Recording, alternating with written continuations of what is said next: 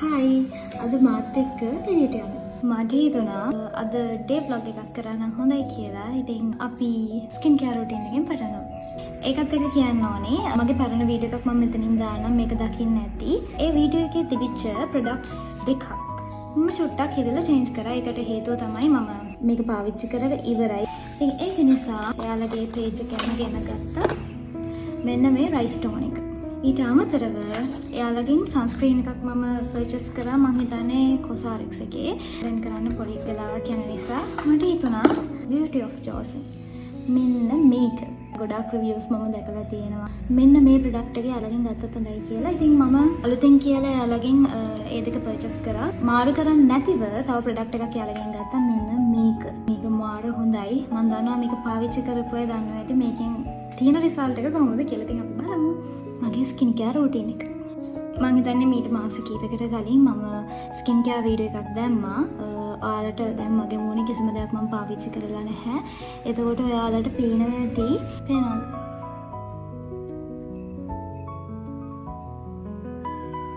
ඒකට හේතුව තමයි මම වැඩේ කරගෙන යන ගමන්ම කියන්නම් කතාව. මීට මාස දෙකමාරකට විතර කලින් මම අලුතින් පොතක් කරා. උතනින් තමයි මගේ මූණට මෙහෙම වෙන්න හේතුව පටන් ගත්තේ. හැබැයි මම ඒකට කිසිම වෙලාවක දුක් වෙන්නේ නැහැ. ඉතින් ඒක කරයින් පස්සේ මට ඇත්තටම නිදා ගන්න ටයිම් එකක් ඉතුරුනේ නෑ මගේ දවසේදී. මම කන්නේ නෑ, මට වතුර බොන්න ටයිම් එකක් නෑ, මම නිදා ගන්න ටයිම් එක මාරු වෙනවා. සමහර වෙලාවලට මුළු රෑම හැරගෙන ඉඳලා උදේ 6ට 6:00 තමයි නිදාගන්නේ. ඔන්න ඔය විදිහට තමයි මගේ මාස එකමාරක් දෙකක් තුනකට කිට්ටු වෙන්න තාමත් ගෙමින් තිබුණේ. ඔය හේතුව නිසා මට ඇත්තරම ස්කින් කෙයාර් රූටින් එකක් ෆලෝ කරගන්න තරම් මානසික තත්ත්වයක් තිබුණෙත් නෑ එකක්. අනිත් එක මෙහෙම වෙලාවක් මට හොයාගන්න හම්බුනේ නෑ මේ කාලෙදී. ඉතින් ඒක නිසා මගේ මූණ සෑහෙන ඩැමේජ් වුණා. හැබැයි මම එක දෙයක් තේරුම් ගත්තා. සාමාන්‍යයෙන් අපි බලාපොරොත්තුෙන් දෙයක් කරනවා නම්, අපි දෙයක් ඇචීව් කරන්න try කරනවා නම් අපිට සමහර දේවල් පොඩි කාලයකට මිස් වෙන්න පුළුවන්. ඉතින් මම හිතනවා මට සිද්ධ වුණේ ඒ දේ. හැබැයි මම බොරු වෙන්නේ මම දැන් ආපහු try කරනවා මගේ මූණ තිබිච්ච විදිහටම ගෙන්න ගන්න. පුළුවන් වෙන්නත් පුළුවන්, බැරි වෙන්නත් පුළුවන්. try කරනවා. ප්‍රොඩක්ට්ස් ගැන අහන නිසා මම පල්ලෙහෙන් ටැග් කරලා තියන්නම් කොහෙන්ද මම පර්චේස් කරේ කියලා. මම සාමාන්‍යයෙන් එකම පේජස් කීපෙන්ම තමයි ප්‍රොඩක්ට්ස් අරගන්නේ. ඊට පස්සේ අපි අන්තිමටම පාවිච්චි කරනවා සන්ස්ක්‍රීන් එක. වැඩි කියලා හිතන්න එපා. වැඩි නෑ. කිසිම වෙලාවක සන්ස්ක්‍රීන් වැඩි කියලා හිතන්න එපා. මම මේක බ්ලෙන්ඩ් කරගෙන යනවා. මගේ ස්කින් කෙයාර් වීඩියෝ එක ඉවරයි. මම දැන් වෙනදාට දාන මගේ මේකප් එක පටන් ගන්නවා. පරණ මේකප් පැලට් එක වැඩි කියලා අහන්න එපා. ඒක චටස් ගාලා බිමට වැටෙනවා. ඒ නිසා මම අලුතින් ගත්තා මෙන්න මේ දෙක. මේකේ තියෙන්නේ black color eyeshadow. කියන එක මලත්තක්. එහෙනම් අපි පටන් ගමු මගේ eyebrows දෙකේ. මෙන්න මේ black color eyeshadow එක අරගෙන. අයියෝ මට වැඩ කරන ගමන් කතා කරන්න බෑ. මං දන්නේ මං වගේ තව ඉන්නවද කියලා. අනිත් එක තමයි සමහර අය දැන් මගෙන් අහනවා එයා ඩ්‍රාමාස් වල රංගපාන්නේ නැද්ද? මේ ඔයාව දැක්කෙත් නෑනේ කියලා. ඇත්තටම කියනවා නම් මේ කාලෙදී මම පොඩ්ඩක් මගේ පොතේ වැඩවලට පළවෙනි තැන දුන්නා. මොකද මට කවුරු හරි කෙනෙක් මගෙන් අහුවොත් එහෙම ඔයා ආසම පාත් එක වැඩිපුරම ওই දෙකෙන් මොකක්ද කියලා මම ඇත්තටම ආස පොත් ලියන්න. ඉතින් ඒක නිසා අනිත් හැම දෙයකටම වඩා මම මුල් තැන දෙන්නේ මගේ පොත්වලට. ඒකින්ද තමයි මම පේන්නේ හිටියේ නැත්තේ. ඊට පස්සේ මෙන්න මෙහෙම බ්‍රෂ් කරගන්නවා. මම ඉක්මනට කරගෙන යනවා වැඩ ටික. මොකද මේ අපි ඊටත් යනවානේ. මෙන්න මේ තියෙන ලාම පාට තියෙන එන්න ඒක අරගෙන මෙන්න මෙහෙම ගා ගන්නවා. ඔහේ ගා ගන්න. ඒක ගාලා ඊට පස්සේ මේ තැඹිලි පාට තියෙන මේක අරගෙන චූට්ටක් හරිම පොඩ්ඩක් හරිද මේක හරිම මේ තදයි. ඒක නිසා පොඩ්ඩක් ගේවහම ඇති. වැඩි වුණාද මන්ද? අයියෝ. වැඩි වුණා. කොහොම නැහැ ඉතින් මොකක් කරන්නේ? ඇටි. ගාලි වල වෙලා ඊට පස්සේ අර මාසතු ඇති එකම ලිප් ලයින් එක. ඒක තාම තියෙනවා. අනිත් දේ තමයි දැන් මම ස්කින් කෙයාර් වීඩියෝස් දිගටම කරන නිසා ගොඩක් දෙනෙක් මගෙන් අහනවා බොඩි කෙයාර් රූටින් එක කියන්න, හෙයාර් කෙයාර් රූටින් එක කියන්න, ඔයයි කියනවා. ඕනයි කියන්න මම දාන්න. ඊට පස්සේ අපි අපේ කම්මුල දෙක රත්තු කරගමු. මේ ආයෙනම තියෙන මෙදින් මෙන්න මේක. එමෙ චුට්ටක් කරගත්ත ඩුඩුම් ගාලා ගියා. වැඩි වෙනවද මන් දන්නේ නෑනේ. අන්තිමට අයිලයින් එක තියෙන්නේ. අනේ අයිලයින් කොහොමද අඳින්නේ කියලා අහන්න එපා. ඒක මට තේරෙන්නේ නැහැ කියන්න.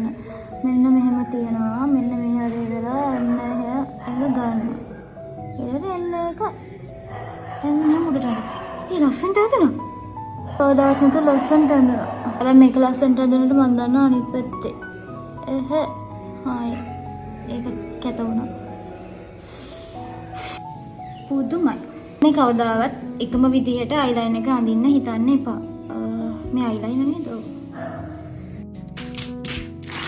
මට මෙන්න මේක අඳින්න හිතන්න එපා. එහෙම වෙන්නේ නැහැ. ඒක බොරුවක්. මගේ ඒක කොහෙවත් මේක කොහෙ අයියෝ මේ චුට්ටක්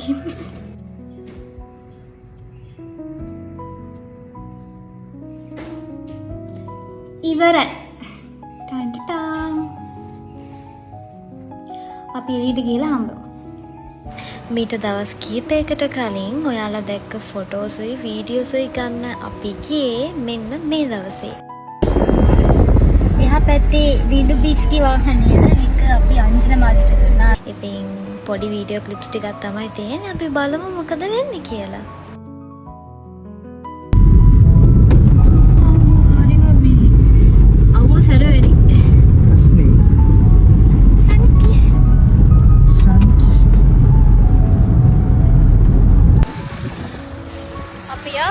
පෝට් සිටි එකට. කට්ටිය පොඩ්ඩක් වැඩි වගේ.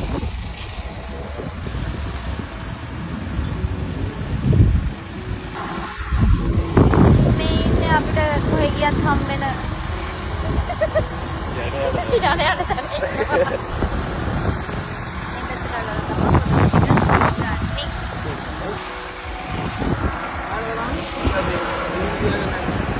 මම දන්නවා අපි හැමෝගෙම ජීවිතේ හීන තියෙනවා.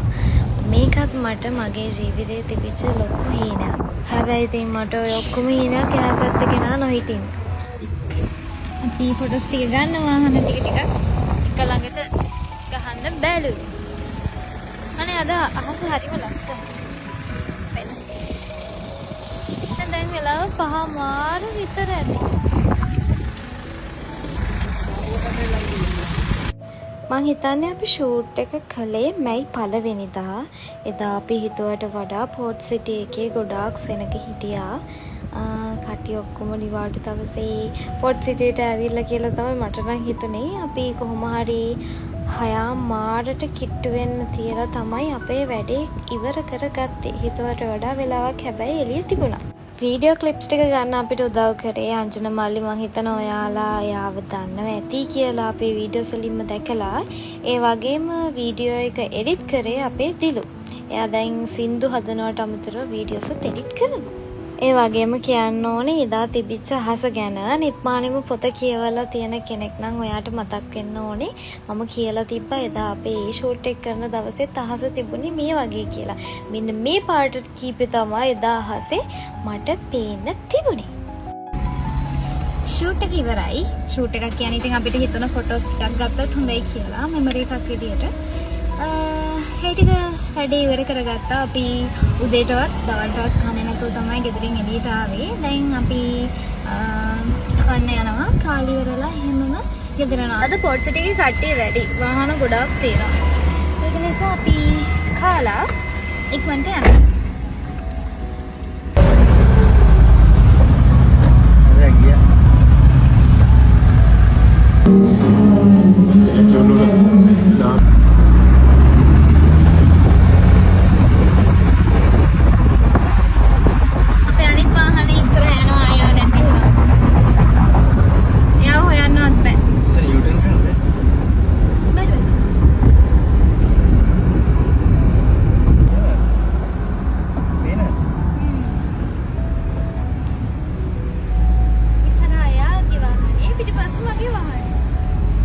එහෙනම් අදට ඔච්චරයි.